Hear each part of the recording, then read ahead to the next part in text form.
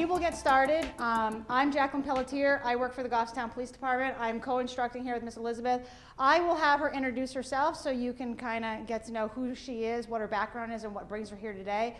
And then I will jump in and give you a little bit of background other than my awesome cooking skills. Some of you might have missed that. But you know, there's a little bit more to it and why I'm so passionate about being here. So I'll let Miss Elizabeth kick it off. Okay, and I'm not nearly as entertaining as my co-partner here, but I will do my best. Can you hear me okay in the back? Is the microphone working all right? Just for the camera. Okay, get in front of the camera. No, it's just for the camera. Oh, okay. Okay, so my name is Elizabeth Fenner-Lukaitis. I work for the Bureau of Mental Health Services. I have, like everyone else, 5 jobs for the price of 1. One of my jobs is overseeing the rapid response teams at the 10 different mental health centers, and we'll be talking about that in one of the slides about where to go for help. I'm also the liaison to the Office of Chief Medical Examiner for the Department of Health and Human Services. So unfortunately, I probably don't go more than a half an hour without saying the word suicide or death or someone talking to me about a suicide or a death or whatever. So if I come across a little desensitized, it's because I am, because of what I do, but it's still something that I'm very passionate about, and hope that events such as this will, you know, enlighten you and perhaps will save a life. Been a social worker forever, different inpatient, outpatient settings. Jackie and I have actually known each other through a committee that we're both on that I had no idea she was going to be my co-partner, and then she sends me this email and I'm like, I know you, cool. So it worked out. So those are the exciting things about me. Like I said, I'm Jacqueline Pelletier. First and foremost, I'm a mother of 2 amazing children. I'm raising an 11-year-old daughter and a 14-year-old son. When we talk about suicide prevention, it plays a serious, I'm super passionate about it because right now in my life, I'm raising 2 kids in that age range that they are considered at risk. So professionally, and I'll talk more about, you know, kids and all that stuff because I think it's important to talk about youth, and I'm not saying it's not important to talk about everybody. There's similar parallels when we're talking about youth, but I think it's important that we actually hone in about what our youth are doing, seeing, and feeling, and how it's affecting their lives and the rate that they are taking their lives, because we never expect to lose a child, right? We expect us to die first. And unfortunately right now, our statistics are showing that our youth are dying probably more than veterans and law enforcement, if not more. So it could be, it's pretty considerably even at this point, which is extremely sad. Professionally, I've been wearing my uniform for the past 22 years. I know that none of you can believe that I'm 42 years old, right? I look very young. Mm-hmm. Some nice lady told me this morning I did not look 42. I was a school resource officer for approximately 5 years, which I will tell you was probably one of the most rewarding and difficult jobs of my career, and if I could have stayed the SRO, I probably would have. Those kids actually had such a huge impact on my life that I believe that it allowed me to be a better police officer and to be a better parent, because they allowed me into their world. They trusted me enough to actually show me their world, because their world is much different than ours. And sometimes us as adults, we forget that their world is real, and we need to kind of accept that. And we're going to talk a little bit about that. I'm currently assigned to the Support Services Division. Myself and my partner essentially are in charge of all the community outreach. I do a lot of time, a lot of my time and effort is being in the community, talking about topics such as this. I'm in charge of recruitment and retention, so if anyone's looking for a job, come chat with me. I'm looking for a police officer. Anybody? I'm going to slide you an application. See, my chief's going to be real impressed that I'm pushing recruitment and retention right now. And I've been in support services for the last year now. So I'm also the team leader for our critical incident stress management team. Has anybody ever heard of CISM? Okay, so kind of a new concept, but it's not gonna be a whole presentation about CISM, but I spend a lot of my energy and majority of time now on the critical incident stress management team. I am a peer member for law enforcement, for first responders. And really what we do is we go around and we debrief officers that have responded to anything that is considered a critical incident. Because we want to make sure that our officers, our first responders, our dispatchers, anybody that works for law enforcement, police, fire, EMS, that they are feeling okay, that they're having reactions to the things that we, normal people, don't see the stuff that we see. And really, nobody should really have to see what we see. But I need them to be mentally sound so they can show up for work, right? So they can perform and do the job that they need to do. But more importantly, what I need from them is I need to make sure that their mental health stability is on point so they can show up for their families. And when they get to the point where they retire, I want them to be 110% in at all times. I don't want them being withdrawn, isolation, abusing alcohol, drugs, and all the things that first responders don't want to talk about because we wear this wonderful cape and we're not allowed to have feelings. So the majority of my time now is spent being on the Southern Regional team, doing debriefs and trying to help officers and first responders really just get through dealing with a traumatic event. So this is what we're doing to try to help our first responders in the state of New Hampshire. So on the topic of suicide, I can probably bet my small paycheck that each and every one of us in this room, including myself, has been affected by someone that has some type of mental illness, has either attempted suicide or died by suicide. Hands down, I don't need anyone to tell me that, but I know statistically speaking that we've all been affected by it, to include myself. So while we're having this conversation, and I hope that it's a conversation and not me just barking at you, because there's nothing more that I hate than death by PowerPoint. I could stand up here and I can read this, but really what I'm hoping is for an open discussion. If at any time during this discussion that we're having that somebody has an emotional response, totally down with it. It's okay. This is our safe zone. No one is going to have any judgment, not that I think that I would have any judgment in here if someone has an emotional reaction, but we're all human beings in this room. And I know that I don't sound sensitive while I'm speaking, but I promise you that I am sensitive to the topic. I'm told I sound a little aggressive. I'm sorry. And if you need to leave the room, just nod at us so we know you're okay. And if you're not back in a short period of time, whoever's not talking, the other one will go out and just make sure you're doing okay. Absolutely. And it gets a little weird if you run out and I have to chase you in the bathroom, especially if you're a dude, because I'm not supposed to go in the bathroom. I'm just saying, okay? But I want to make sure that we're all in a safe space, okay? Because the topic is difficult. And, we're going to talk about sensitive stuff, especially when we're talking about our youths. And one part of this presentation is I literally take statistics right from Goffstown High School. These are the kids that are in my community that I deal with every single day that answer the risk assessment behavioral survey, and they're giving me accurate raw data that is telling me how they're feeling about their relationships, about attempting suicide, about that they actually actively tried to die by suicide, but they were intervened by a parent or a law enforcement officer and was treated. This is raw data that I share with everybody because the perception is that nothing happens here in this community. Well, there's stuff that happens in every single community because there's a reason why I'm actually employed, because I actually do things and respond to things. And we also know that mental health isn't going anywhere. The mental health crisis is on the rise, and we need to learn how to deal with that, right? And it's about being a human being, and it's about communicating with people. But I just want you to know that if there's an emotional reaction, we're okay with it, we will deal with it, and it's cool, okay? So let's start off with, and I'm going to hope that you're going to participate with me, because I don't want to, quite frankly, does anybody enjoy death by PowerPoint? Nobody? Weird. Awesome. So I have it up here just because some people like a visual thing, but let's talk about it. What are the barriers of why we're not having conversations about suicide? Give me one barrier or one thing that why we don't talk about this stuff. And just what you think, no right or wrong answer. What do Yeah, you think? absolutely.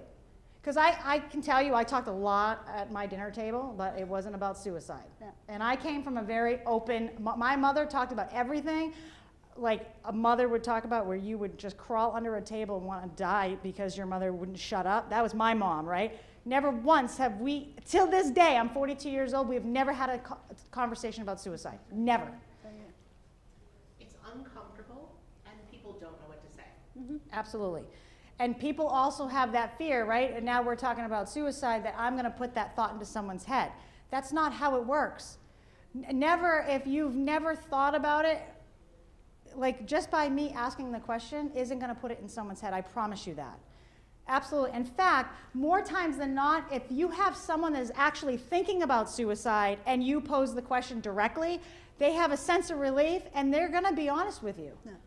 I don't have to bring it up. She's not going to think I'm weird. It's like, oh, yeah, things have been so tough. I am having these thoughts. Any other barriers you can think of? How about religion? Do you think religion plays a role in suicide? Yeah, I would say that religion definitely plays a role. Because I can tell you that, you know, if you're Catholic and you die by suicide, where are you going? Yeah, you can say it. It's okay. Yeah, you're going to hell. Now, guys, I don't know if there's a heaven and hell. I haven't been. I haven't stopped by. I'm not sure if that is accurate or not. And I am down with whatever your beliefs are. But I know that, you know, my parents' belief is that if you take your life, you are going to go to hell. That's just it. Any other barriers? And actually, conversely, there's some religions that, in a way, kind of promote suicide. You know, the suicide bombers, or you brought shame upon the family. Stigma, right? Stigma's huge. It's 2023, and I can't figure out why we're not having this conversation and why it's so uncomfortable. Like, that negative connotation. Now, think about this, right? So, when I was a child, if you were having a mental health crisis, what did we label you? What did we call people? Psycho. Crazy, psycho, right? Where did we put crazy people? In the insane asylum. Yeah, we threw them away in the insane asylum, right? That's where we put them. And did we visit them? No. Did we tell our friends? Absolutely not. You wanted to hide that the best that you could so nobody knew that your family wasn't perfect, right? Absolutely. Now, has anyone ever been to the New Hampshire State Hospital? Not as patient, but I should have rephrased that. Thank you all for your honesty. Not as a patient, as a visitor, or for a tour. All right, so for my folks that have been there, do not answer this question. I want you to think about when I say the state hospital, what does that look like to you? And there's no right or wrong answer. Like, what does the outside of the building look like to you? Just say something out loud. Okay? Prison. Okay. What color are the walls? This is your perception. There's no right or wrong answer. Because I had my own. Beige, What's that? institutional beige. Ooh, is that an actual color by? Probably is by Sherwin-Williams. Yeah, that's what I was like. I'm going to look that up. Institutional beige by Sherwin-Williams, right?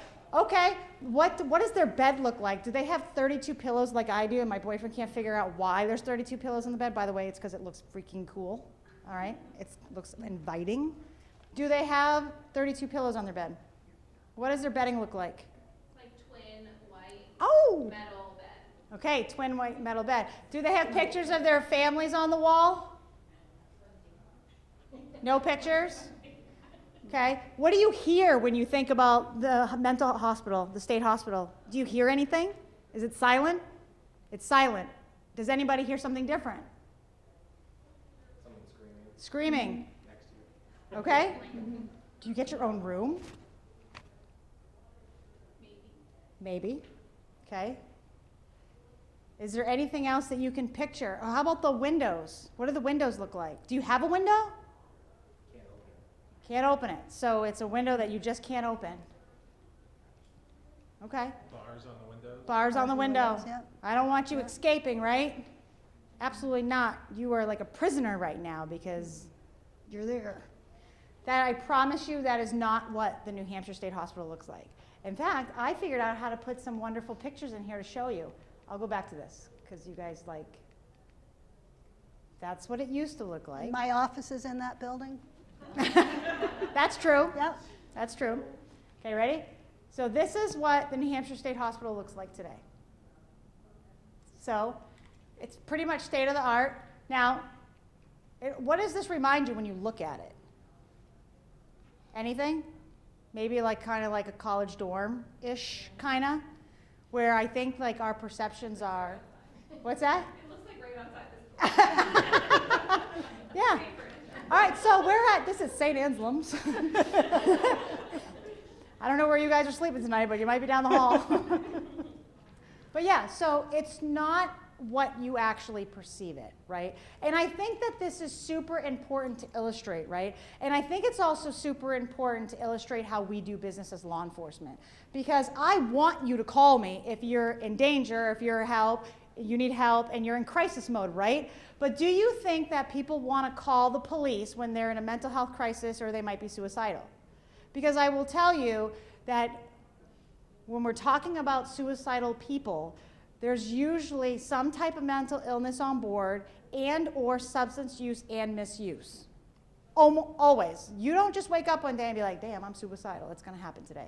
No, there's usually a buildup to that. And normally people will tell me, because I love to talk to people, I don't know if you've picked up on this at all, right? Every time I've had somebody that I intervene for suicide, it's not about the fact that they wanted to die. It's about the fact that they were in so much pain that they felt that there was no other alternative. So it's important to understand how that mental illness works. Can I just ask a clarifying question? Sure. So, say one goes to the hospital for a mental health crisis. At what point would they get transferred to the New Hampshire State Hospital? Or would they? So we're going to talk about that. I'll hold that thought for 1 second, because I'm going to start with my response and how it all works. Okay? So you're going to role play with me. I'm not even going to make you get up. Okay? I do this with my high schoolers, and I cringe every time because I never know what's going to come out of their mouth. I'm pretty sure she's going to be clean, and it's going to be okay, and we're going to get through this together. And I never know which way this is going to go, but primarily, how we're receiving information nowadays is usually by social media. Almost 95% of the time, social media is big amongst our youth. So they're either posting something on Snapchat that they want to take their lives, or some other Instagram or whatever. So hypothetically speaking, I get information that she's suicidal. I'm responding to her house, and I'm going to talk to her the same way I talk to everybody else that's suicidal. Obviously, it would be a little bit different if I know that she's got a weapon, a gun, or something like that. I got to be a little bit more tactically sound, right, so I don't get blasted. But if I show up at her house, I'm going to knock on the door, and she's going to open, and I'm going to say, hey, I'm Officer Jack Pelletier. Normally, I just say I'm Officer Jackie, whatever comes out of my mouth that day. What's your first name? Jamie. Because I want to make sure I'm talking to the right person, right? Jamie, listen, I got some information that you're having a rough day. Is that true? Yeah. Okay. So let me ask you, what's causing you to have a rough day? Just a bunch of bad things going on in my life lately. All right. So it sounds like you got a whole bunch of stuff that you need to deal with. Give me one aspect of your life that's kind of shitty right now. Not doing so good in school. Okay. So what part of school are you having a rough time? I can't make any friends. I'm not doing good in any of my classes. Okay. So as I'm talking to her, right, I'm talking to her like a human being. I don't need to be like the authoritative cop, like, Officer Pelletier, what's your problem? I'm going to take you. Because the thing is if you don't know really how we do business, who's going to actually say, let's call the police, right? And it's also important for my youth to know how we do business, because if they're in crisis, I want them to know that I'm not just showing up, throwing handcuffs on them, and I'm putting them in my police car, right? So I'm going to spend some time, and I'm going to try to dissect what's going on. Now, I have some options. I'm concerned for your safety, okay? And obviously someone else is concerned because they called me, because I just didn't show up in thin air because I have like this cool mind and I knew what you were going through. So I'm going to give you a couple options, okay? Because I want her to feel like she's in control of this crisis. It's not me. I'm just giving options and maybe steering the boat a little bit, right? So first option is, I know that we're home and you're probably comfortable here. I have something that's called a mobile crisis unit. Okay, and I can call them right now, get them on the phone, and they can roll on up. Now, what's great about the mobile crisis unit is, because I got to be honest with you, when I heard mobile crisis unit, I'm thinking they're showing up in a big old bus. Yeah, with like mobile crisis, they're gonna hop out with like, I was thinking like the American Red Cross jackets. That's what I was thinking. No one told me, right? So I always say, listen, they show up like in their Prius or something, and nobody in your neighborhood knows that you're having a crisis, because I don't want to re-victimize you. You haven't even committed a crime. I want to make sure you're good, right? So I can call the mobile crisis unit. They'll come here. They'll talk to you. We'll get a little safety plan. If they feel that you're safe, I'm down, and you are here for the night. Are you down with that? Yeah. You want to do that? Okay. So I'm going to give you more options, but what I want to point out about options, right, is we talked about stigma. What is the stigma associated with me, regardless of how great I am or how nice I can be or how soft I might try to appear? What is the stigma associated with law enforcement? I'm in trouble. Absolutely. You are in trouble. Because guess what's happening the moment I pulled in her driveway? Every dog in the neighborhood automatically has to take a piss, and everybody's walking by. Yeah. Huh? Right? You ever notice that? I know you're all nosy about when the neighbors have the cops at their house too. It's okay. I do the same thing. I'm like, oh, the cops are next door. Wonder what they did. And she's not in any trouble, and I didn't even like put handcuffs on her, but that's what everybody in the neighborhood is going to assume, somebody's in trouble. Now, I have another option. So listen, I have the fire department. I can call them. They can show up in the big red bus. That's cool. And they're probably hunky men, right? Send them on over. They can give you a ride to the hospital. We can do an evaluation there. I won't be in there with you because you're not really a threat. I don't think you're going to beat them up. If you were out of control, you and me would take a ride together. But you are pretty reasonable right now, so if you want me to, I will call the ambulance. They'll come on over and scoop you, and we'll go do evaluation. Make sure you're safe. You want to do that? That sounds like a good idea. Okay, so you want to do everything. That's cool. I said ambulance, not a fire. You're not going in a fire truck. Well, maybe if I have some pull. So what is the stigma associated with the good old red? They save everybody. So, someone's hurt, right? You see an ambulance in a driveway, somebody's hurt, you're not associating a crime or anything like that, right? Okay, so she has that option. Third option is, hey, listen, you and I, we have a connection now because we're getting along, this is good. Jamie's happy that Officer Jackie responded and not some other dude. Listen, I can take you to the hospital myself. I don't mind doing that at all, but understand I have a couple rules and regulations that I have to abide by. One, I have to handcuff you, and I know that that sucks, but I need to make sure you're safe, I'm safe, but what I will do is I'll walk you out to the car, I'm gonna open the door, this is what our plan's gonna be, I'm gonna put a jacket over you, and I'm gonna handcuff you, and no one's gonna see it. That way, when your neighbors are looking outside, they don't see me handcuffing. Because I don't want to re-traumatize someone that's not even committing a crime, but my policy dictates that I do handcuff people. And when somebody is suicidal or dealing with some type of mental illness, they might not make a rational decision when they're in the back of my police car. And now I have someone that's unrestrained back there, and if she's getting out of control, it might be the oh, you know what moment for me, where I'm going to pull over and might have to like go hands-on with her. I'm trying to avoid that. But I'm also trying to be gentle enough and respect her boundaries to make sure that she understands what I'm going to do all the way through the process. And listen, when we get to the hospital, I'll stay with you until a mental health counselor is able to sit with you. Are you down with that? You want to do that too? Yeah.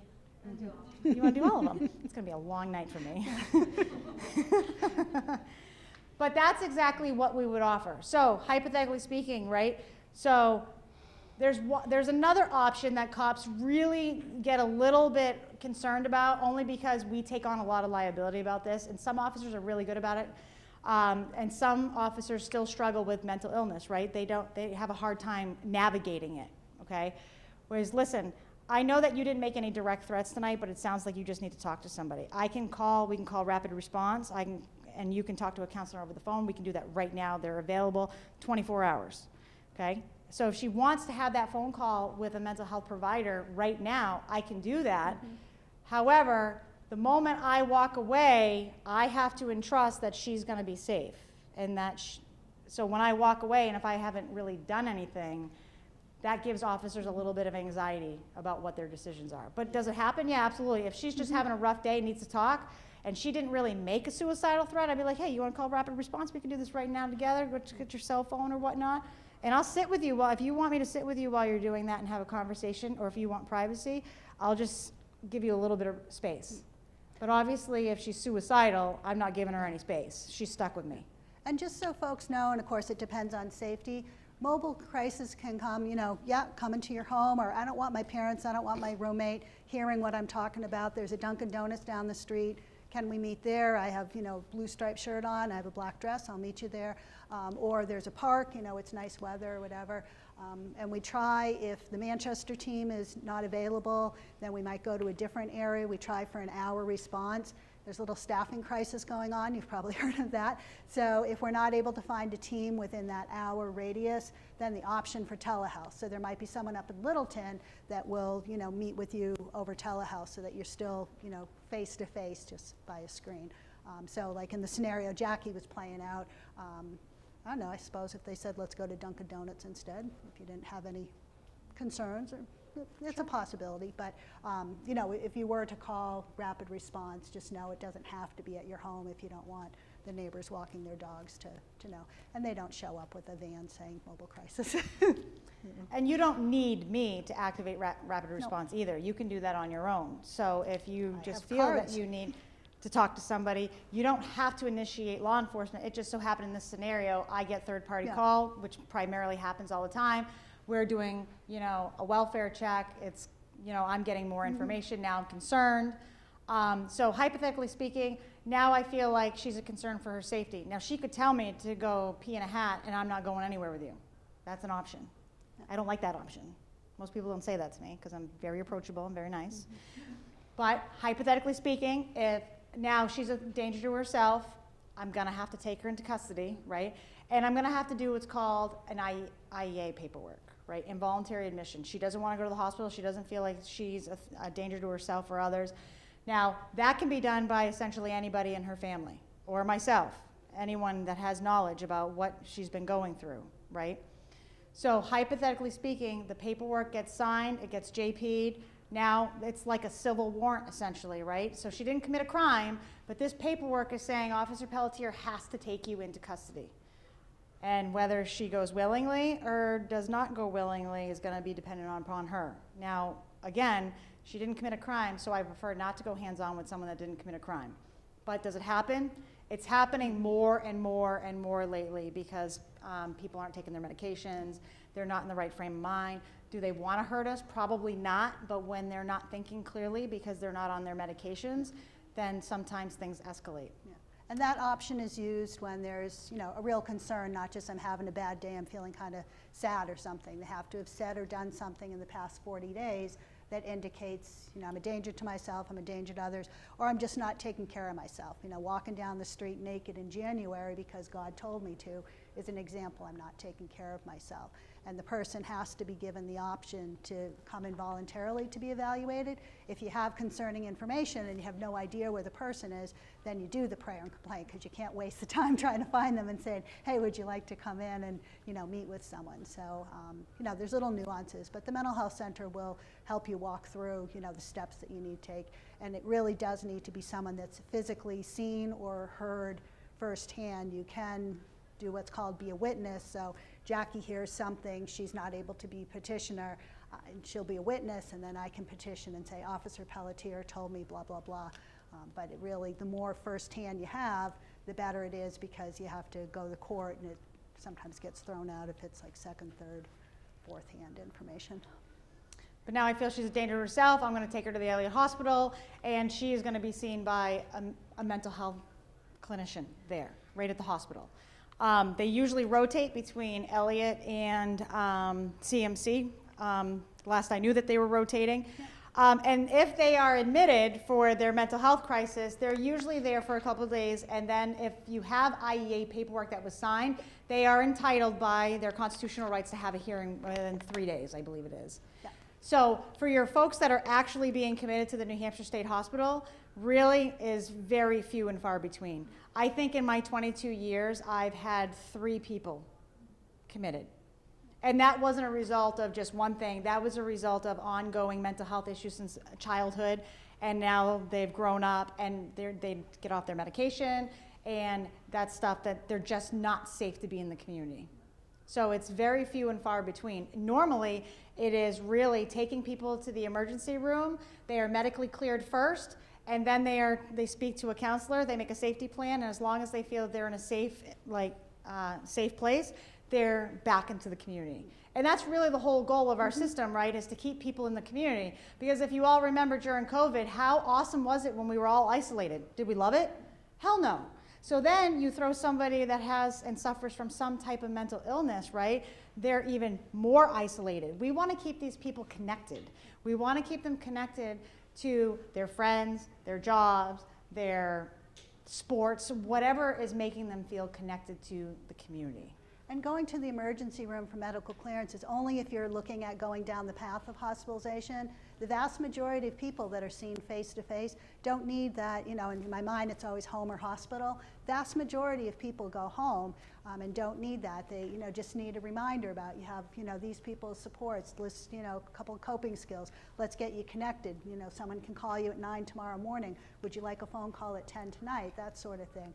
So we're trying to keep people, and that was the goal of mobile, that if I can see you at home, if I can see you at Dunkin' Donuts, if we can meet at the park across the street, and we don't have to go to the emergency room, because again, they have a little bit of a staffing crisis going on, so they are, you know, kind of strapped with people showing up with the flu and broken legs and car crashes and everything else. So we're trying to keep people out of the emergency department, both for the hospital to function the way it should function, but also for the person who's in a rough spot. You know, it's tough being in the ER and isolated and stuff. So that's our goal with rapid response. Did everybody know about the mobile crisis unit and that we have it? Some? No? It's the whole state, so I guess I'll step in. So part of the 10-year plan that the state of New Hampshire had was that we would have one centralized phone number, because prior to January 1st, 2022, 10 different mental health centers. We have 10 counties, but it don't match up because that would make too much sense. So Hillsborough County covers, you know, like 4 different mental health centers. So you'd have to figure out, well, which mental health center do I call? Londonderry is part of Manchester Mental Health, but you'd think it would be part of CLM, which is in Derry, because Londonderry is like so much closer to Derry, but again, would make too much sense to do it that way. Some mental health centers had the same number that you would call, 2 a.m. or 2 p.m., didn't matter. Some mental health centers like, well, during business hours call this number, and after hours call this number. But does after hours start at 4? Does it start at 6? And weekends, I guess that's after hours. Oh, but you're open Saturday morning, so which number do I call? So, you know, pretty confusing. So we have one number now that people will call, and you get what's called the access point. And I have lots of cards and flyers here, so I want people to take them because I don't want to bring them home. 70 to 80% of the calls that come to the access point are addressed just at the phone level. And it doesn't have to be, I have a gun to my head, I'm suicidal. My cat died, I'm really sad. I've had this cat for 12 years. I just can't imagine what it's like not having my cat greet me when I come home every day and my cat died. I'm, you know, shocked. My best friend is moving away. My grandmother is sick with cancer. My boyfriend broke up with me. All the things that, you know, you think could be part of mental health crisis. If it's not resolved over the phone, maybe they have some concerns about the person. Maybe it's like looking at, might be, you know, hospital or whatever. Or the person requests, you know, it's been helpful talking over the phone, but I really do so much better if I could see someone face to face. Then they'll do the deployment. And again, we aim for the 1 hour. If it's not possible, then we offer telehealth. Or it's 10 o'clock at night, I just put my kids to bed, I don't want someone coming over, I can't go to Dunkin' Donuts. If you're gonna be okay through the night, we'll get a safety plan. We can offer an urgent appointment within 24 to 48 hours, and you'll get that from the mental health center. So there's lots of different things. We're just barely a year old. It takes about 5 years for a system to get fully up and running. So we know it's not perfect, but we're not gonna get perfect without practice. If New Hampshire had had a little bit more knowledge about where the FTC was, we probably wouldn't have done this the way it did. So 6 months after Rapid Response launched, let's go to 988. So there's 988 that you can call instead of the suicide prevention line that was national. It used to be 1-800-273-8522, I think. It's been a while since I've had to recite it.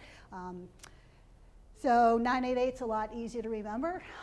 You can call 988 if the person does need to be seen. We do have a transfer method. One of the issues with 988 is if I used to live in Oklahoma, I might have an Oklahoma area code. So when I'm calling from my cell phone, 988 is going to see, oh, Oklahoma, and connect me to someone from Oklahoma.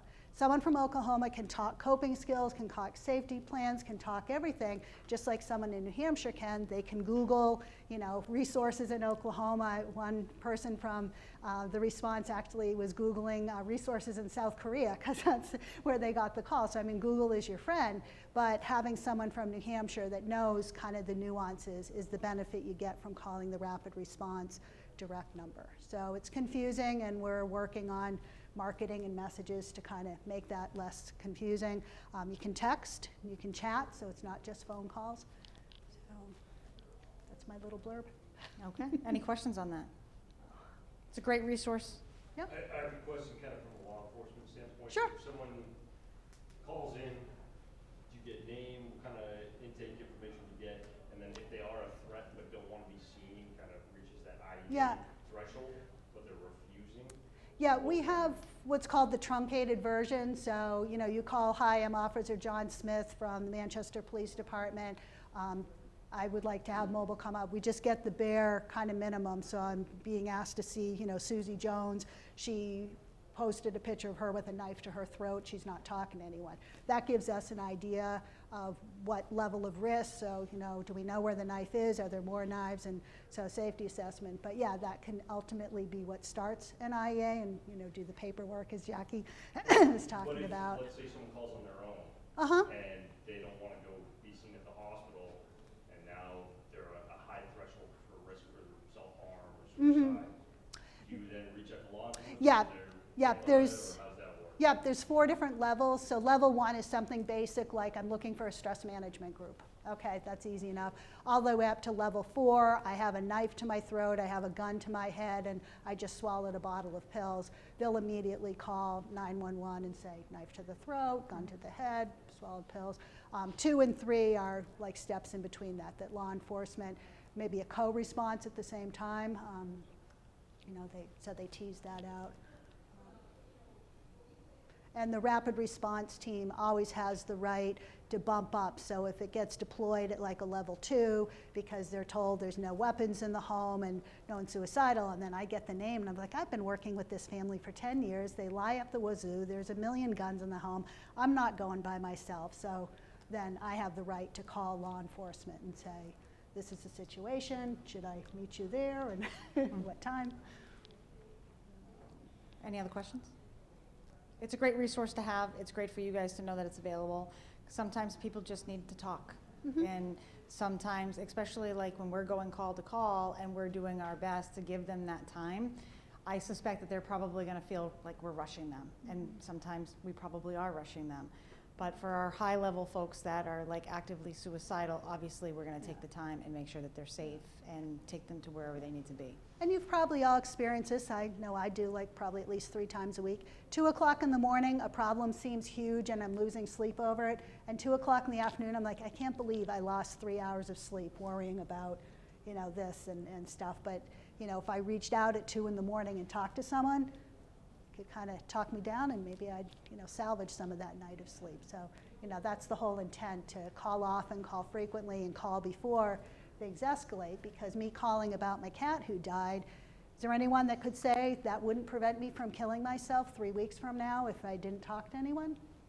No, I'm not suicidal at that time, but what if I kept it all bottled in and then my friend moved away and then my grandmother got sick and all that? So, you know, we hope it's preventative, and you can't ever measure who didn't kill themselves because they talked to someone. We can't do that, but that's what we're hoping for.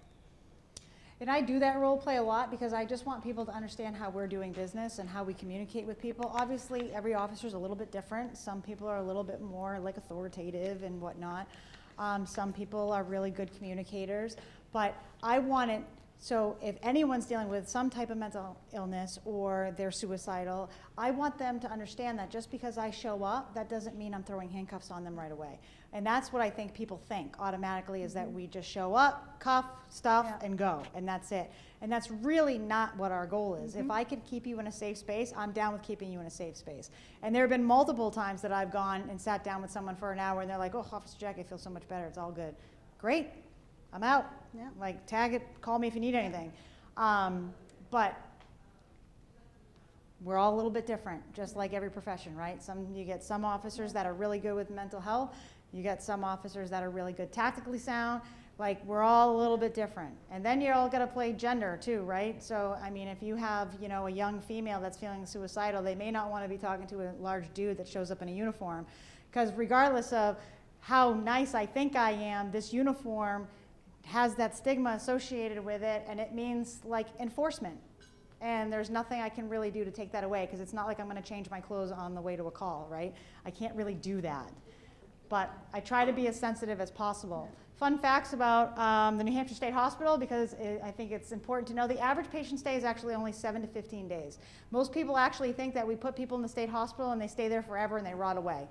Maybe 30 years ago we probably did that, and we didn't really think about people's constitutional rights that were suffering from mental illness, but now we're kind of changing that. And we're going in the right direction. So people are not just thrown away and forgotten about. There's 168 beds, they have 700 employees, and they deal with roughly 1,300 admissions per year. That's a lot. However, it may be a lot, they're not staying there long term. So they're getting the treatment that they need, and then they're being released back into the community. Some people will be on a conditional release depending on the actual mental illness that they suffer from. So if something super severe, they might be on a conditional release up to 5 years. And that, the way I describe it, is like bail conditions, right? I arrest somebody, I call the bail commissioner, they put conditions on them, and they're not allowed to do anything else stupid in the community, which they always do, but, right? And then when they do something and then they break the law again, we rearrest them on the breach of bail. The same conditions are kind of in play for people that are released from the mental hospital, right? They want to make sure that they're taking their medications. So one of their conditions might be they have to go to all doctor's appointments and take their medications. What's important for people to realize, though, that these medications are not like taking an ibuprofen. You get a headache, you take an ibuprofen, in 25 minutes you're feeling pretty good, right? You're back in the game. These medications are like time release, right? So it might take someone a good week or 2 weeks to get restabilized. And then we know, because I talk to people, they hate the medication, right? Because it makes them feel like crap. But they need that time for it to get back in their system. So if they don't take their medications for 1 or 2 days, now they reverted back to where they were before, and they could go back to the state hospital. They'll get back on their medication or do what they need to do, and then get re-released. So the whole purpose is to make sure that we're doing everything that we can to keep them in the community and keep them connected. And the conditional discharge, it's not for every admission. It's when you have seen a pattern and you know someone doesn't do well, they stop taking their medication. So it's not like get hospitalized once and I have this 5-year commitment, hanging over my head. It's, again, shown repeatedly that, I don't do so well when I'm discharged. I don't follow up with appointments. I stop taking my meds, and then, I'm holding the post office hostage. Okay, stats. Not that I love these stats, but I like to talk about stats. Yeah. These stats are absolutely terrible and horrendous. Nationally, there are over 44,000 confirmed suicide deaths each year. Anybody have any thoughts on that number? Are we shocked by that number? It is kind of low. Mm-hmm. And we know, statistically speaking, that it is low, because if we cannot definitively say that the person died by suicide, it goes into a different category. Yeah. So can you think of any other means of dying that may be a suicide that we as law enforcement probably can't tell it's suicide? Car accident. Absolutely. Yep. Car accident. Yep. Yeah, drug overdose. It might be an accident, right? It could be intentional. Crashes are a big one, where people will decide to just drill a tree on the side of the interstate because they know the impact will kill them. If they don't give us any signs or any means of knowing that that was a suicide, that goes into another category of crashes and not actual suicide. Yeah. So we know that the numbers really should be larger. Yeah. And unfortunately, that's sad to me that the numbers are so high. Yeah. And our medical examiner, because of stigma and just what the ruling of a suicide would do to a family, is actually pretty conservative. It's at least a 70% preponderance of evidence that kind of determines her ruling. So the single car crash, they were talking about feeling kind of depressed, but there's no evidence that they said, and I'm going to drive into a tree. Could they have fallen asleep? Maybe that's why they did, and the crash reconstruction, no skid marks, there's no, dead deer on the side of the road, so, nothing to explain it as being an accident, but can you rule out that they didn't fall asleep? No. So it's really hard to definitively rule a lot of those. Someone attempts suicide every minute in the United States. Every single minute, someone attempts. This stuff breaks my heart, because I know that a lot of our youth are in that number too, unfortunately. Suicide deaths can have a serious impact on family, friends, coworkers, providers, and community members. We know that. We know that when we have a loss right here in Goffstown, New Hampshire, it impacts our entire community, whether you knew the person or not.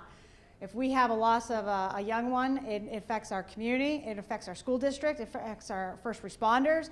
We are a a small enough community that it impacts every entity of our community, right? Where in Manchester, it's still going to impact a large part of their community, but probably not the entire city, right? But it's still going to affect their school district, depending on, you know, what school they're in. It's going to affect their first responders, the family members, the whatever church that they belong to, or whatever they are connected to in that community. And 135 individuals are impacted by one suicide death, on average. That's a lot of folks that are impacted by one death. So we looked for statistics about, because this is a stalking conference, so we looked for statistics, and as you know, we talked about, suicide is never one issue. So it's not because I failed my class, because my boyfriend broke up with me, because I got fired. It's because I got fired, it's because my cat died, it's because my grandmother's sick, it's because my best friend's moving away. It's a lot of things put together. I even talked to our NVDRS, National Violent Death Reporting System that we have in New Hampshire, and they, you know, do a real deep dive for every suicide death. And so I said, can you tell me statistics? And they're like, the numbers are too small in New Hampshire. We don't have anything. I did find research that shows there's a higher likelihood of depression and PTSD. Duh, if you've been through stalking. Mental illness is a risk factor, which depression and PTSD are, for suicide. So, you know, we can infer, just like the number, you know, we know it's at least that many people that died by suicide. So for people that are involved with cyber stalking or other things, we know that suicide is a risk. We know that there are people that have died by suicide, but in terms of giving you an actual stat, I can't do that, or we just don't have that information. So I know this chart is really cruddy, right? Because I am not IT at my agency whatsoever, and quite frankly, I want to throw like the PowerPoint out the window and drive over my laptop when I'm even trying to make a PowerPoint. I should have had my kids do this because, my gosh. But I will tell you, I will tell you statistically speaking, and this is why it really affects my life, because I always worry about my children and their mental well-being, right? So right now, we know the second leading cause of death amongst our 10 to 34-year-olds is suicide. Second leading cause of death is suicide. First is unintentional death. It does drop down a little bit. This is the newest one where between 15 to 24 you drop down to the third. That's something that's new where we've always been green consistent. is suicide, red is homicide, blue is unintentional, everything from car accidents, drowning, overdoses, and all the other whites are different medical conditions. So this is what always concerns me about raising children, right? Because I know that right now, across the board, second leading cause of death is suicide. So that tells me that we're not teaching our youth to be resilient, right? And to deal with emotions and how to, like, coping skills, all of that stuff, right? So this information right here, 2019, I do have the newer version, but they didn't break it down. Like, I need like some type of degree to figure it out. So this was the latest information that I had on my PowerPoint. 2019 risk assessment survey, Goffstown specific. These are only Goffstown students that answered this. During the past 12 months, did anyone force you to have sexual intercourse when you did not want to? 67 of our female students who were sophomores said yes. And that absolutely breaks my heart. And what breaks my heart even more is that 20 of our males, because we don't often think about our males being victims, right? We always think females. When we know New Hampshire specific, 1 in 10 males are victims of sexual assault. And I talk about the statistics because if we think that sexual violence does not play a role in suicide, we're absolutely fooling ourselves, because it does. Because the unhealthy relationships that are going on amongst our youth is absolutely wild. These kids have no concept of what a healthy relationship looks like because of who they're being raised by society, by their phones, by social media. Sex is everywhere. They have no concept of boundaries. And it is still 1 in 3 females. During the past 12 months, did someone force you to do sexual things that you did not want to? 60 females said yes, 20 males said yes. So even our males are being honest about this. And what's sad about the risk assessment survey is that they changed the law that no longer require the kids to actually participate. Where this is where we were getting raw data where they could be anonymous and actually tell us how things were going. Because if you think they're going to come and see Officer Jackie and be like, yeah, last night my boyfriend made me do something I didn't want to do, that's not how it goes down. right? It's usually an explosion of other things that are happening where boyfriend, girlfriend break up, and then for whatever reason, all the girls are all pissed off at the girl, and then they're spreading rumors, and it's a whole bomb that goes off before they even come to me. Or they go to another adult, and sometimes the other adult won't even help them. We'll talk about that. During the past 12 months, did you feel so sad or hopeless? Almost every day for 2 or more weeks in a row, you stopped doing activities. 165 students refused to answer this, which is fine, but 33 of them said yes. That means that they were so depressed that they didn't do what they were normally doing. During the past 12 months, did you ever seriously consider attempting suicide? 17 of our students in the sophomore class said yes, they seriously considered it. That's 17 students within the walls of my community that we potentially could lose because they're suffering, because they feel that there's no other outlet. During the past 12 months, did you make a plan about how you would attempt suicide? 14 of them actually made a plan. 17 considered it, 14 made a plan. And we know when I'm talking to people, one of the first questions I ask is, are you suicidal? Do you want to die today? And if the answer is yes, my next question is, did you make a plan and what was it? Because if you have a plan to die by suicide, now you're way up here and you're not going anywhere. You and me are BFFs now. That's how this is going to go down. I tell them that too. Could you imagine me responding? Did you want to talk about this? Yep, so I don't know, these are a lot of statistics, so I'm not going to read them all. Just know it's concerning. So this is recent, 2022, for the LGBTQ population. And all of this, real high, real scary. And it's not because I'm gay that it puts the risk. It's because I'm less apt to have the supports. I'm more apt to have isolation, perhaps some bullying. Those are the factors that contribute to me feeling suicidal. Me being gay, me questioning, me being bisexual, that's not the part that puts me at risk. It's the reaction and possible loss of supports around me that puts me to risk. So, 30% experience physical threat or harm based on their identity, 66 experience discrimination, 72% symptoms of anxiety. I mean, it's all, very concerning stuff. But again, the sexual preference that's not the risk factor in and of itself, but a high risk population as a result. Does anybody in here feel that social media plays a role in suicide? Mm-hmm. Yeah, let's talk about it for a second, because I pick this apart with my students all the time because I love being in their world to soak it all up. And plus, of course, I have 2 kids that are doing the TikTok videos all the time, mm-hmm. right? I'm in some of them if you ever see me. Uh-huh. It's pretty famous. It's all good. But let's talk about it. What aspect of social media do you think plays a role? Because I will tell you that the stuff is alive and well, and the stuff was alive and well when I was a kid, but it was just done in a different way. So when we talk about bullying aspects, right? Because I was bullied as a kid, I'm not that old, and when I went home, that was my safe space, right? Because if you were going to bully me while I was in my house, what do you have to do? And I know that some of you in this room probably never had one. You have to call my house, a landline. And who was answering the landline at my house? My mom. Pruno residence, because that's how we answered. Pruno residence. That doesn't happen, right? So if I want to get to somebody, how do I get to somebody? How do I bully them? Through their social media platform, texting. I mean, they're walking around with this mobile computer system, right? And it never shuts down for them. I don't know what I'm doing, taking a picture of myself or something. It never shuts down, ever. It's like constant information coming at them. And God forbid, I will tell you, hands down, sorry ladies, we are the worst. We are mean. Oh my goodness, where dudes, they're a little bit different, where they will hash it out, go toe to toe, punch each other out and be like, hey, you want to get a beer later?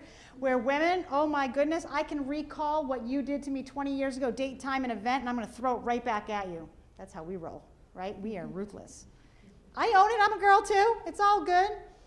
But when I deal with my youth and I'm dealing with social media or I'm dealing with a suicidal kid, first things I'm usually asking is what happened, where's it coming from, and almost 99% of the time it's coming through to them through their messaging, through their Snapchat. They somehow got a picture, we call revenge porn, right? That's alive and well. Oh my gosh, thank God we have a law. Because it is so prevalent amongst the high schoolers, they love it. So Johnny breaks up with me for whatever reason, and then somehow a girl will get a picture of me, and the girl spread the picture to everybody in the school. How devastating is that? And no matter what I do as a police officer, I can get that picture, I can take that picture off a platform, I can have someone delete it. Of course, someone's always going to have a copy of it. I cannot take the pain away and the embarrassment. And now when Jacqueline's walking down the hallway and we see people like talking, what am I automatically assuming? They're talking about me, right? That's their whole world is like so consumed by what's going on.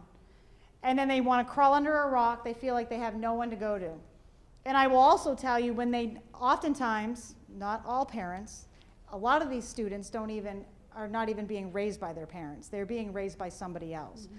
But I ask them all the time, have you ever gone to an adult and they shooed you away because your problems weren't real? Absolutely, Officer Jackie. Well, what adults need to understand, what is super important, is that their problems and their feelings are real in that moment. Mm-hmm. We may think it's minimum and stupid, we lived through it, we're fine, we're good, right? But we have to validate their feelings somehow, and we have to give them the time of day. And also I tell them all the time, because if you go to an adult and you say that I'm suicidal, do you know how many adults in our school district have no freaking clue how to handle that? And I'm not even talking about just our school, any adult. That is the game of hot potato. I call that the oh crap moment. I don't know how to deal with this. And I always tell adults, if you don't know how to deal with it, that's okay. Find someone that can, because it's uncomfortable. And I don't expect everyone to know what to do. And I will tell you firsthand, Officer Jackie, the person that responds in this uniform, that is very clear to me, like what my job is and how to communicate. Jacqueline Pelletier, the friend, the spouse, the this, the sister, the what, suicide, very dicey for me. Because you take away my uniform and I have to be a friend, I have to play a whole different role. Mm-hmm. And the rules still apply. You understand that if someone is suicidal, that you are a mandated reporter. Like, you have to report that. And that's uncomfortable. Because I will tell you, the moment that someone says something to the effect of, I'm thinking about killing myself, and you're like, oh no, I need to call someone, the next thing out of their mouth, I guarantee you, is, I'm just kidding, I'm all set, I don't want you to tell anybody. And that is going to be a very, very hard bear to cross if that person hurts themselves and you do nothing with it. That's guilt that you don't need to have. And I'd rather err on the side of caution than not, and respond. People, I don't want to waste your time, Officer Jackie. I'll waste my time, that's what I get paid for. So I will drive over there and I'd rather have a conversation.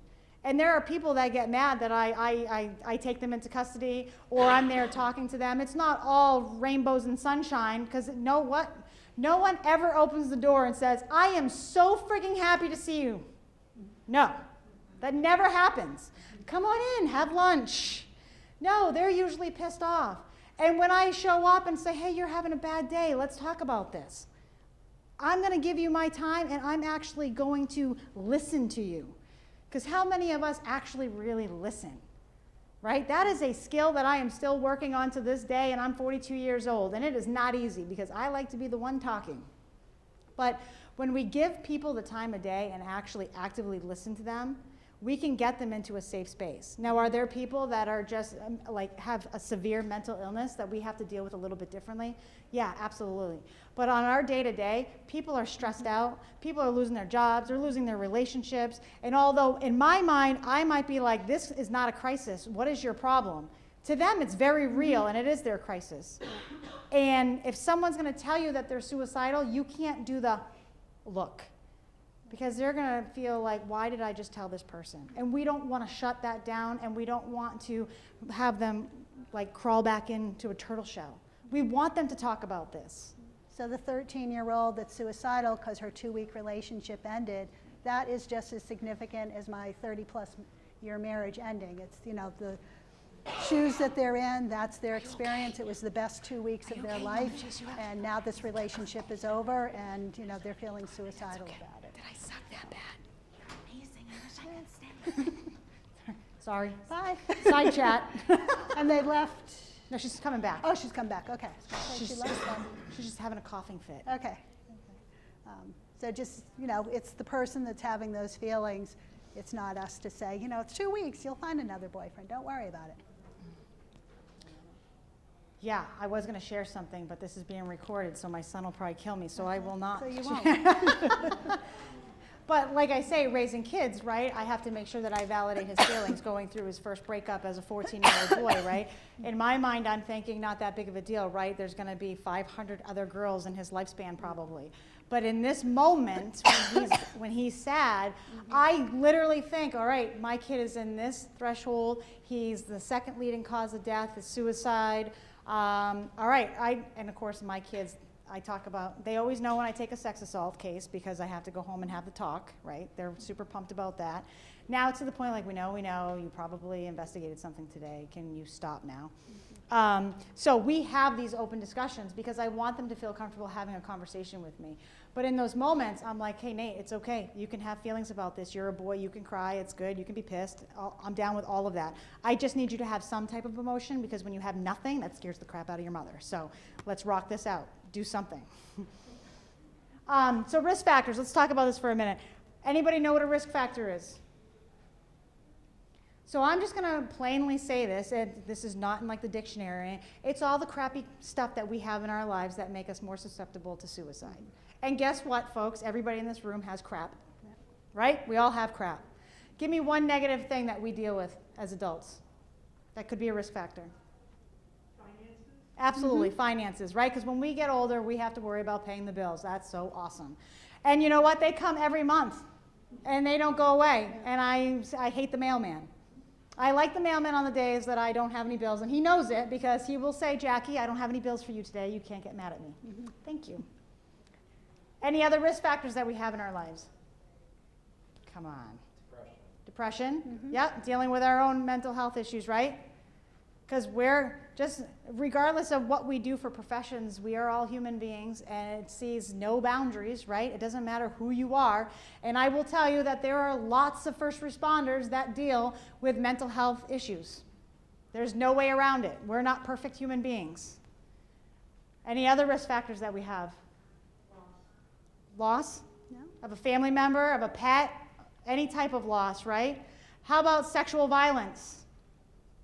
Yeah, abuse. How about divorce? All of these things, right? I know that my profession, there's lots of divorce. I am now in that category, lucky me, right? Those are risk factors. Those are all, now that doesn't mean that if you have a whole lot of bag of crap that you are going to be suicidal, right? That just means be mindful of the things that you are dealing with that are negative in your world so you can be resilient and deal with them appropriately. Because on the flip side, we have protective factors. What are the good things in our lives that we have? I'll say my kids, even though I want to strangle them maybe 60% of the time when I get the eye roll, right? But there's still a protective factor. What good stuff do we have in our lives? Plans to open up a food truck. Yeah, Protective that's factor. right. Doing it. Physical exercise. Exercise, I love that. Yeah. But you got to be careful with that. My coworkers actually pointed out to me is that when I am dealing with something super stressful, I exercise to the point where sheer exhaustion, and it becomes like excessive. And you don't want to hurt yourself, right?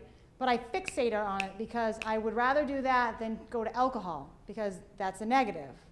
Although I love margaritas, it's okay. All in moderation.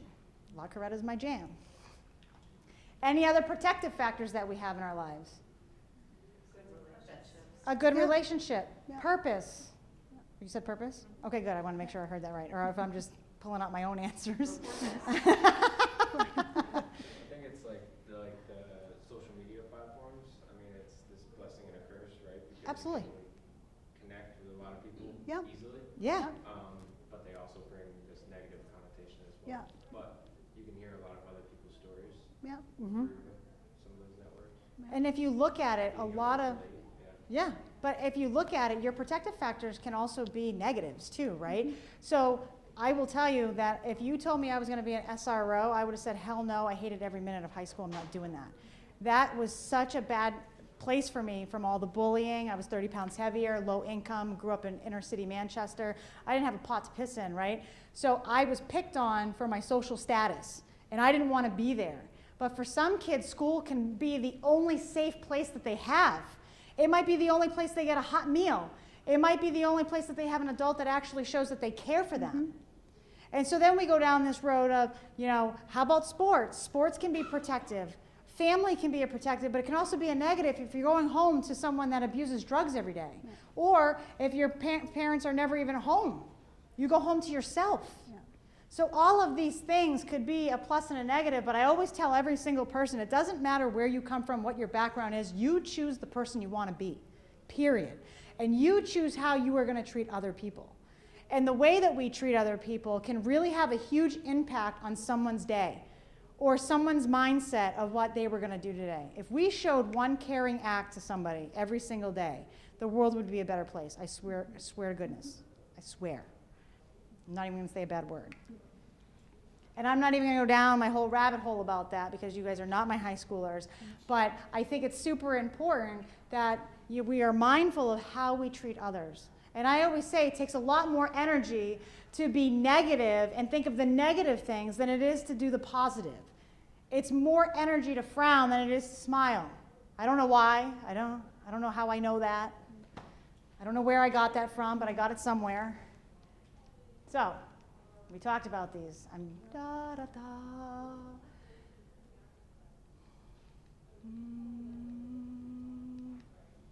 Oh yeah, we're just screaming right through this.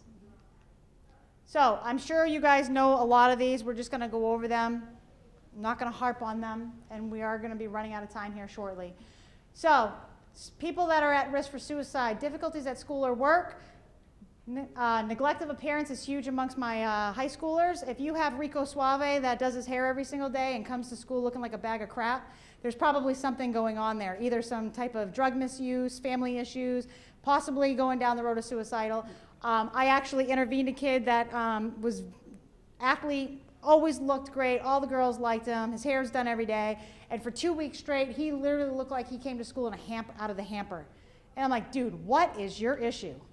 And he's like, what? And now he's got an attitude. He doesn't want to talk to me, and he's an athlete. Come to find out, he was dabbling in some drugs. His dad was getting remarried. He was miserable, like isolating himself. Just by having a simple, like, hour conversation and connecting him with his dad and actually getting his dad to come in and have a conversation so he could be open about how he felt about the new marriage, because he felt like his dad always took his stepmom's side, wouldn't listen to him. Just by me being a mediator, he came to school the next day, and actually he's thriving. He's doing very well. He always checks in with me. Sudden improvement in mood after being down and withdrawn. I will say that this is a huge one. If you know of somebody that has been depressed and in bed for a long period of time, and out of nowhere they just get up, shower, they look great, they're now involved in like family meals, they're helping out at the house, I would be questioning that. Because usually in that moment is the time that they've made peace that they are going to die, that they are going to take their lives. And every time we have a person that dies, we have to recreate their life for 24 hours and we go back. And I always ask this question, was there a sudden change in mood at some point? And usually it's something to the effect of, yeah, Johnny was like, he wouldn't get out of bed for 2 weeks. It's weird. He got up. I figured things were great. Maybe like he got over the girlfriend thing. Whew, we're all set. That was the moment you should have been concerned, because that was the moment that they made peace with their decision. I would have been having a conversation. Giving away favorite possessions. I don't know what the hell we give away anymore. Your freaking iPhone. I don't know. When I was a kid, like my brother collected like baseball cards, and God forbid I like sneezed near one of them, like I would have been dead. So like had he given me that and been like, hey Jack, I just want to give you this, I would be like, have you just lost your mind?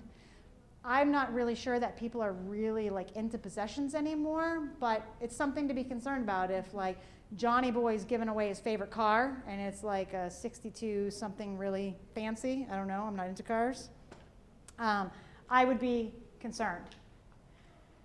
And what I will say is that our youth will always communicate with their peers before anybody else. Their peers are more influential in their lives than anybody else. As much as I would like to think that my kids will come to me and tell me anything, that is complete BS. Their peers know more, they're way cooler. I'm at that stage in my life where I don't know crap, right? At some point that'll come back around and I will be cool again and I will know something. But I have to rely on the peers to do the right thing, right? Because juveniles, for the most part, usually people under 25 will communicate with their peers before anybody else. That's why it's important for you folks to look out for the differences and the signs and the symptoms and knowing who to connect people with. Because I don't expect any of you to have to deal with it because it's uncomfortable, right? But if someone's coming to you, I want you to know what to do, or at least what to say, or just to be a listener, and then connect them to the right, even if it's just calling 911 and having an officer take over. That's okay too. Feeling hopeless, right? Everybody wants a purpose. When I'm dealing with someone that's completely suicidal and that wants to die in that moment, I try to find purpose for them.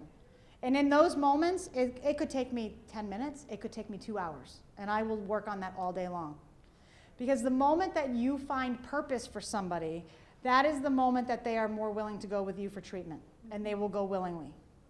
Almost every single time. Mm-hmm. It might take me a little while to get there because they might say, I lost my husband, I lost a kid, my dog died, and then you're grasping like there's got to be something here, and you got to connect and figure it out. That purpose is big. Seeing no reason for living, dramatic mood changes. Now, dramatic mood changes, right? Every teenager probably has that on a daily basis. Yeah, exactly. So look at the totality of everything that you're looking at, whether it's a kid or it's an adult. If someone's moody one day, is that normal behavior? It's okay for us to have a bad day, right? Doesn't mean we're suicidal. I know that when I go to work, if I'm not yucking it up with everybody, the first thing is what's wrong with you? Did you have a bad day? Is something that, like all day, I'm like, I'm busy. Like I don't have time to talk to you right now. Immediately when my demeanor changes at work, I have about 10 guys that are on it asking me what my problem is.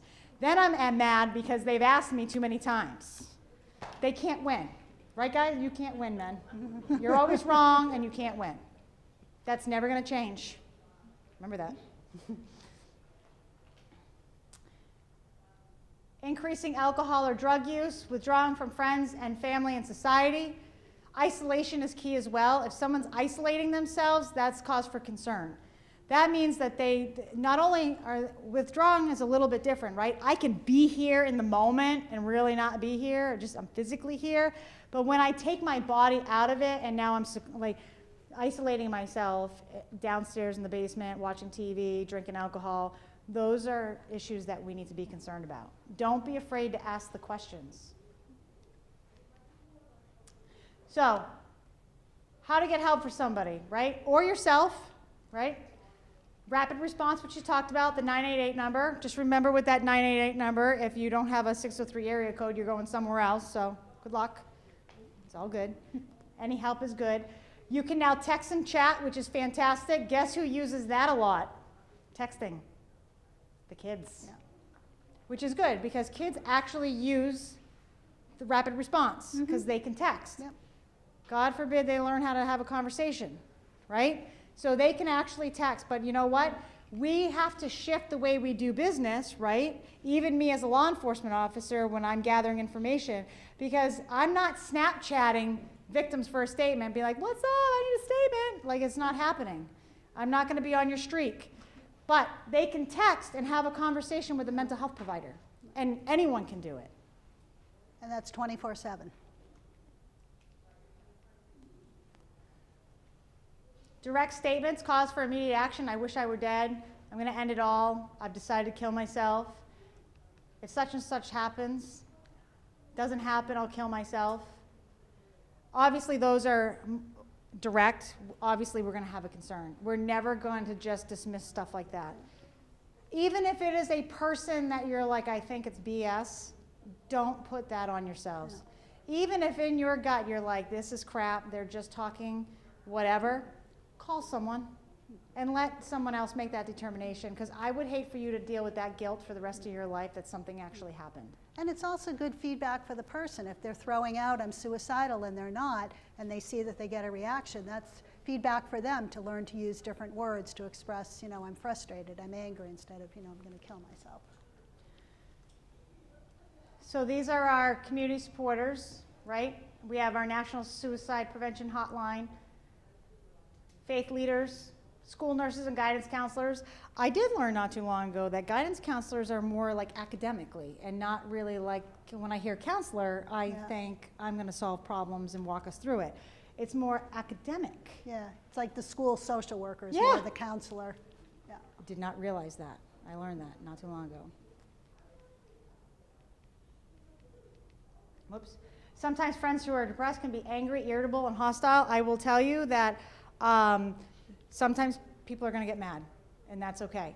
And people are going to get really pissed off when you tell them that you're going to call somebody, and they might hate you for a while. It actually happened to me. My best friend was suicidal. I had to make the judgment call, like I told you before. Officer Jackie in uniform, it's very clear for me, but I had a suicidal best friend, and I had to make a call, and she was mad. But I didn't want to live with that guilt. Like, not only is Officer Pelletier going to have that guilt, but Jacqueline Pelletier, the human being, is going to have that guilt too.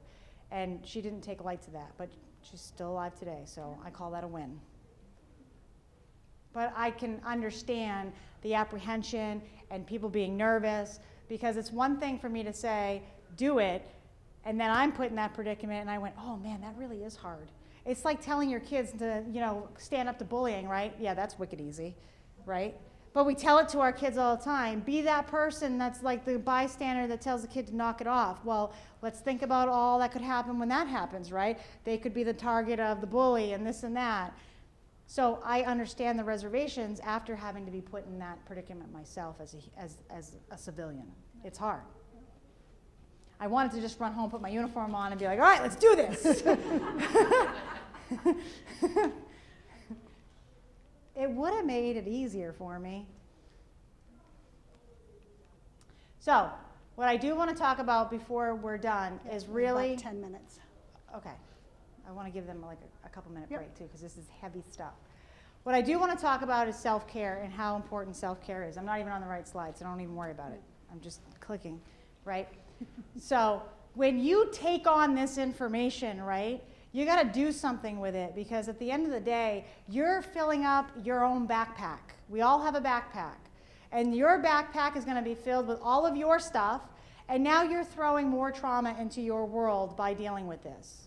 So it's super important that you recognize the stuff that you're taking in, because it's not easy stuff to hear that somebody wants to kill themselves, right? That doesn't give you the happy vibe, right, that we're super pumped about. No, absolutely not. I get a pit in my stomach every time to this day with 22 years on when I get the call saying suicidal subject, because now I'm thinking in my head, because in my mind I know how this is going to go, and I hope that it goes the way that I want it. And every now and then it doesn't go that way. But 99% of it, it goes the way that I want. So you need to prepare yourself for that day that somebody is going to either come to you or you're going to have to ask the question. And it's going to feel uncomfortable, it's going to give you anxiety, and you're probably going to think about it for a couple days. What could I have done? Could I have done something better? How could I have helped? Could I have seen it sooner? Like, you're going to second guess yourself. And that's all normal reactions to this stuff. Because I still do it. And I'm trained in this stuff. So think about how the things that keep you healthy, the things that you like to do. Hydration is key, as stupid as that sounds. I say it all the time to everybody. Hydrate, drink your water. I pee 30 times a day. It's okay. But I'm hydrated, right? That plays a vital role in keeping us nice in homeostasis, right? Exercising. Don't go home and down a bottle of wine because you just had a rough day and had to help a suicidal friend. Think about the things that are healthy in your lives and in your routine that you can continue to do. Pets are huge. Pets are huge unless you're, Allergic or something. yeah, I guess. Yeah, get a pet, you're allergic, it's all good. But yeah, I will tell you, my dog has never been pissed off to see me. Like, that dog is happy every time I come home. I kind of like the dog better than my children. I'm not going to lie. Doesn't eye roll at me. It's happy every time I walk in the door. So because it's such a heavy topic, I want to make sure that we're all good. Like, we're all good. Thumbs up, good. Like, I didn't cause any emotional distress, right? Okay, good. Does anybody have any questions, comments, or concerns that they want to talk about? Anything that they've dealt with or anything that they have a question about that I can troubleshoot for them? Nada. Nope, I'm just kidding. I'm just kidding. So you mentioned earlier that you're involved in some of the debriefing activities I for am. law enforcement. How are you guys going about debriefing these really heavy things that you go through? I'm in nursing, just so you know, like, so we're going Yeah. through heavy stuff over there Yeah, too. absolutely. So are you asking on the aspect of the officers that are taking in all this heavy stuff, or the Well, officers that are How do responding? you work together to debrief and to help maintain the mental health of all of your employees? So we have a very strong team, which is good, and we're super resilient. But you're right. So our team members, the way that it happens is, hypothetically speaking, something traumatic happens on campus, and we have Goffstown Fire, Goffstown Police, we have a dispatcher, and so we all come together, and we sit in a circle, and we talk about that incident. But you have team members that are actually running the show. So we pick teams that are peers that have similar circumstances on the job. And what we do is we help mitigate reactions to that. And we try to lower their stress level about everything that they've been seeing. So then after the debrief is done, which can run from anywhere from 2 to 3 to 4 hours, so it's a lot, right? The team itself actually debriefs themselves to make sure nothing's triggering them. Same thing applies for them. Healthy choices, hydration, making sure we're checking in with one another. And there comes a time that we have to put ourselves in timeout, because there's only so many debriefs of trauma that I can take in, and there's only certain types of calls that certain people will do. So do you really want to debrief 4 child deaths in a row? Probably not the best decision, because you're going to go home a mess. And I still have to raise 2 children, and being a mother, that affects me differently, right? And the calls that we go on will affect you differently as you grow older, or the time that you are in your life. So pre-kids, maybe would have bothered me, but maybe not as much. Now that I have children, of course it's going to bother me. And really, you don't have to be a parent to be troubled by a death of a child, right? We're human beings. So we debrief ourselves, and we talk about the healthy things that we do and make sure that we check in on one another. And we do have quite a few peer members that we try to rotate, but you usually have your core group of folks that are constantly doing the debriefs. And it gets to be a lot. So sometimes we're put in timeout. Are you debriefing? Yeah, we've been doing a lot of shared storytelling. Yeah. Well, what's great about our debrief, right? So I'm certified through ICISF, and I'm bound by confidentiality. And there's a state law in New Hampshire that prohibits me from actually sharing any information that happens in a debrief. And if I break confidentiality, I can be disciplined and taken off the team. Now, the only time I am allowed to breach that confidentiality state law is if someone's actively suicidal, that they disclose in the debrief that they are going to commit a crime or have committed a crime, or they're disclosing child or elder abuse. That is the only time I am breaching any confidentiality. Everything else goes. You could say, Officer Jackie, I pound like 52 beers every single night. All right, let's work on that. There's nothing I can do to disclose any of that stuff. And you don't have supervisors in as part of that, so like you don't have to worry about, oh, I'm going to be requesting a week off and my boss is hearing that I'm drinking 52 beers. You're going to say no, so that is taken out. Yeah. And we try to do a lot of peer work too, a lot of one-to-ones. So if someone's struggling, I can kind of scoop them and see what's going on and provide resources without anyone ever knowing. And we can do that with any first responder. So it doesn't have to be, in fact, it doesn't even have to be Goffstown. I can go anywhere, which is nice. So we're trying to shift how first responders actually respond and mitigate their stress response. So hopefully we'll have less suicides, less alcohol abuse, less divorces, because at the end of the day, our goal is to make sure that people are successful, they feel good, and they can retire and enjoy it. Any other questions? Well, thank you. I know it's a heavy topic. I appreciate you. Stay hydrated, make good choices, right? You guys are all like super quiet now. I'm getting nervous. That was excellent. Thank you. Thank you. Am I getting fired? I'm sorry, I already asked that. There's no more questions. I'm just. I have a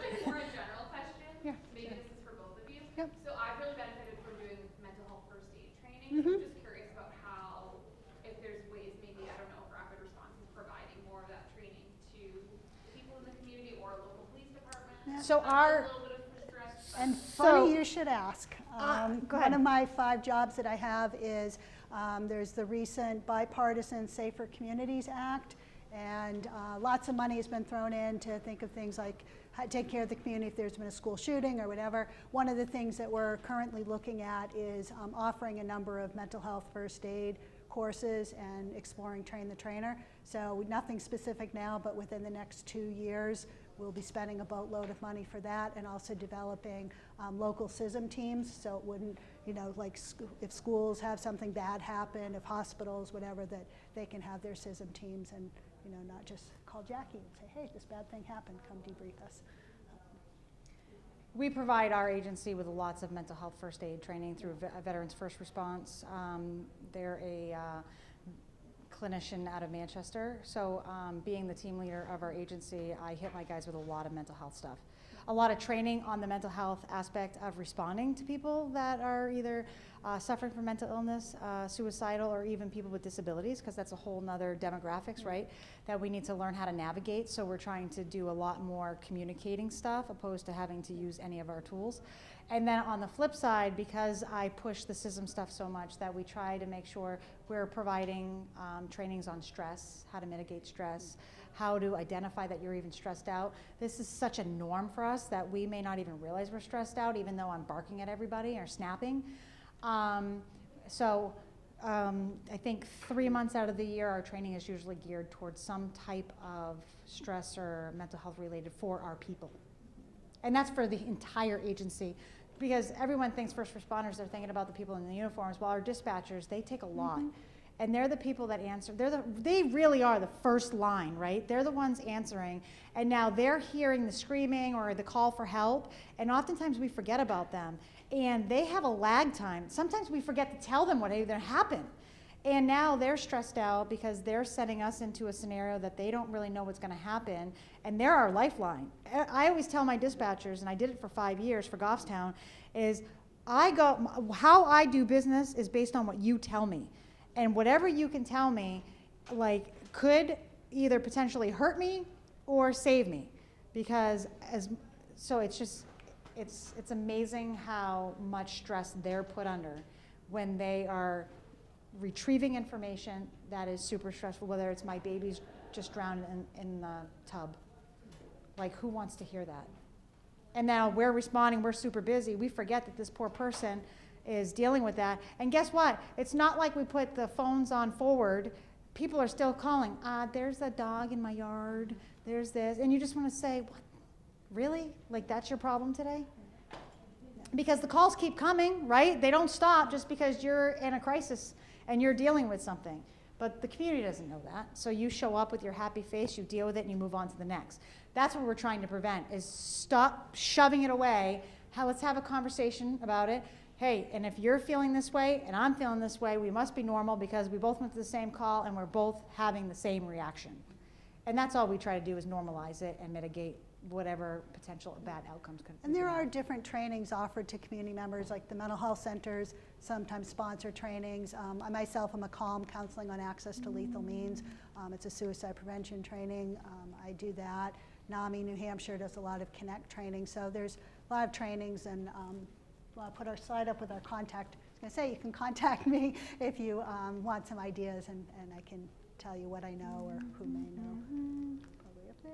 I was getting, if you wanted it. I might be going A back. lot of slides for someone who doesn't like death by PowerPoint. Did I click them all? Oh my gosh. There we Well, go. there it is. Okay. Oh my God. I would go nuts if I had to go bing, bing,